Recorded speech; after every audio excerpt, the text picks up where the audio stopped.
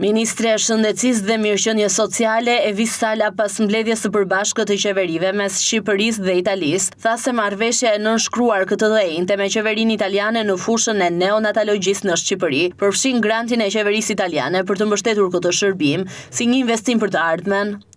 Marrëveshja që nënshkruajmë sot është një marrëveshje e rëndësishme, është një grant i qeverisë italiane për të mbështetur shërbimin e neonatologjisë në Shqipëri. Është një investim për të ardhmen. Sot kemi pasur një takim shumë të rëndësishëm me homologun dhe kolegun, Ministri Schillaci, ku kemi rakorduar një bashkëpunim thelbësor për ngritjen e rrjetit kombëtar të onkologjisë, por edhe për Institutin Kombëtar të Onkologjisë në Tiranë. Është një bashkëpunim strategjik që vë bazat për të gjithë programin e ripërtëritjes së onkologjisë në Shqipëri. Një fushë tjetër shumë e rëndësishme që është e lidhur ngushtësisht me onkologjinë është edhe ajo diagnostikës, dhe ky është një tjetër fokus që kemi në bashkëpunimin dhe në bisedat që bëmë sot me homologun Schillaci.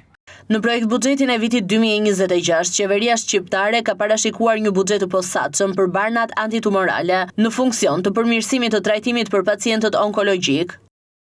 Fondi shtesë, sidomos i dedikuar për rimbursimin e barnave onkologjike, është vërtet i rëndësishëm dhe përbën hapin e parë. Na jep mundësi që të fusim barnat e reja, po edhe gjithashtu të rrisim shumëllojshmërinë e indikacioneve për t'i përdorur këto barna. Prandaj më shumë pacientë do përfitojnë me një cilësi më të mirë të trajtimit.